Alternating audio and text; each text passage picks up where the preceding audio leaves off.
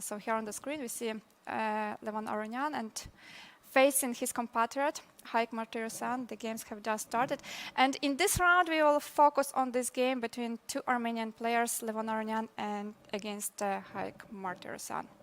Yes, Haik Martirosian built himself a name in internet chess, winning a lot of Blitz events in internet, including few title Tuesdays.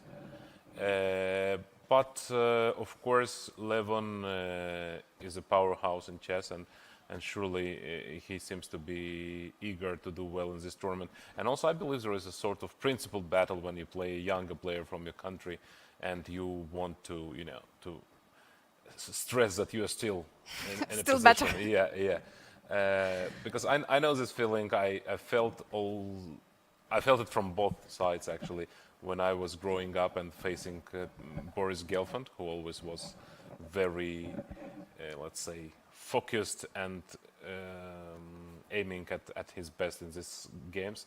And then later on, when I was already a leader of generation, so I felt when playing younger players, I should show that I'm still there and there is a life in a dog, not so old dog yet.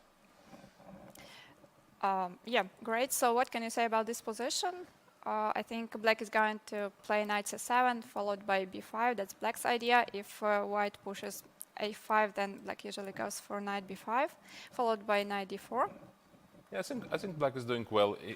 His play is somewhat easier, even if White's position may be objectively better with two bishops. But since knight c7 and playing for b5, and also the bishop on g7 is quite annoying. You cannot basically do anything with this knight on c3. And your only plan probably would, as White, would be related to moving some bishop to maybe g3, e3, and playing f4 at some moment. But let us see first. Queen d2 would be a normal move. Yeah. Yeah, bishop g3 and f4 is quite ambitious. Even bishop h6. Bishop a6 played. Right. So b6 was that slow in my opinion. And usually, I think rook b8 and b5. He could have played rook b8 without that, but he was worried about a5. Anyways, it's very interesting how players treat the Blitz games. It's very different from player to player. Some players try to keep a pace, playing every move within a second or two. And others are actually trying to delve into position and to find some nuances, even leaving themselves reaching some advantage. From what we have seen, like during these 12 rounds so far already, I think they prefer to go for the first option, to play fast and not to leave themselves with being like really low on time.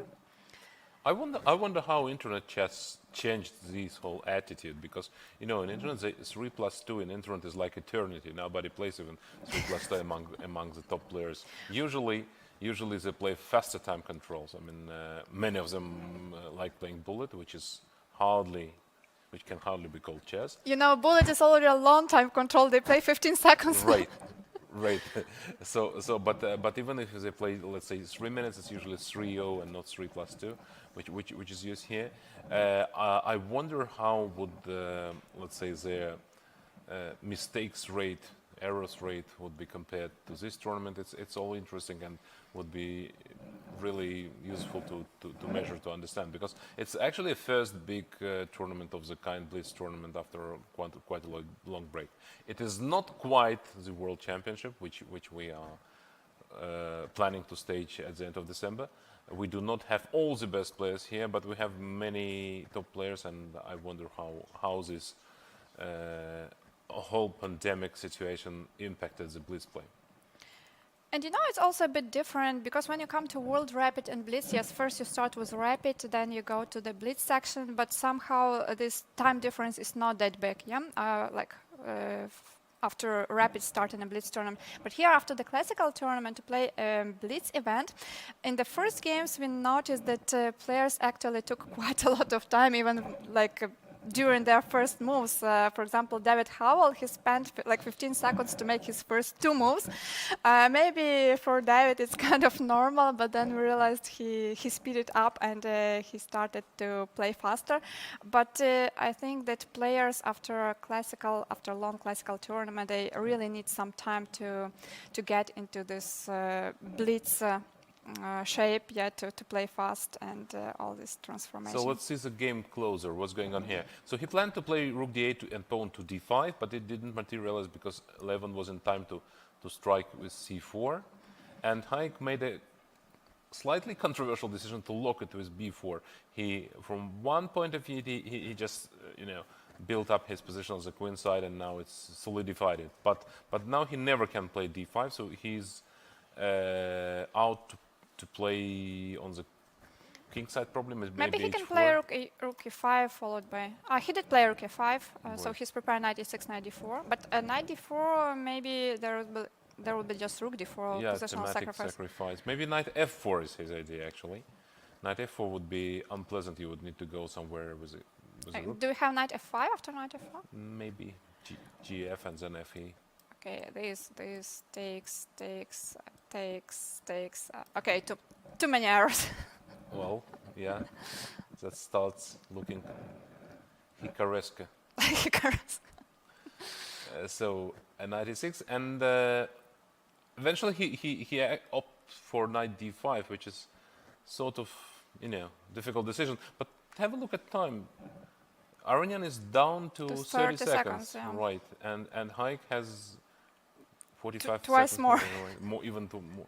Okay, now the big decision comes whether to take on d4, the typical thematic, and I would call it even Armenian sacrifice to Tigran Petrosian was famous for these sort of sacrifices. So he took on d4, but probably the main idea is now that he threatens f4, so g5 has to be stopped, and maybe g3 he wants to play to insist on this threat, because he can rook c1, just positional, so he wants to penetrate to c6.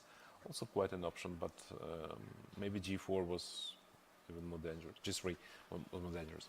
Rook c6 is coming now if black does nothing, but he will do something. Yeah. He simply is not allowed not to do anything here. King h8. Wow, such a king h8. Why was this king h8? Seems Strange like that decision. I mean, he missed something. His face expression says that something is going wrong. Meanwhile, we have got updates that Sean beat Erigassi in just 19 moves. That's amazing. I don't know what happened in that game. Maybe during the break we can check.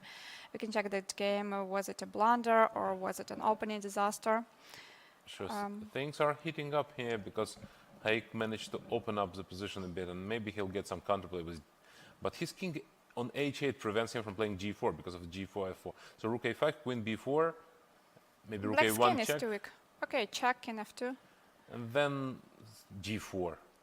Queen queen b8 b8, and yeah. rook c7, game over. Yeah, that's what he's trying to avoid. Queen a7 check maybe now.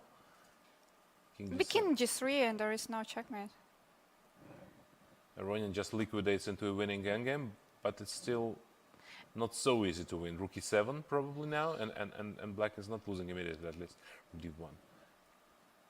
Maybe white should have tried to keep the queens on the board, because black's king was kind of looked weaker. I don't know. Right, now things are far from being simple, because this bishop is very good for a defense, but it's not very good for a sort of converting advantage, because it's tied, and g4 now is a nice resource by Haik. Takes on g4, king d6, king f4. The idea is to march with the king. I should be winning, yeah, too many pawns. Yeah, and then bishop f3 and That's g5 1, check. 2, 3, 4 pawns, okay. G5 check is coming now. Too much. Right. King g. King e5. Okay, one pawn less, because you can't play bishop d3, rook takes g2. Yeah, that's why I wanted to play king e5 and d6 before black. Still winning, but maybe not as trivial as it was before. Oh, okay, Bishop moving the f5, bishop rook to b2, e6. check. A king f6 probably, and g7 check. Or d7 and g7. Probably resigns. I cannot see move. Rook takes g2, d7, rook d2, g7 check. That's what we will see on the board. Or maybe the resignation after d7. Yeah. So Levon wins this important game, feeling relieved and discuss something with his compatriot, but we see some smiles, so no hard feelings.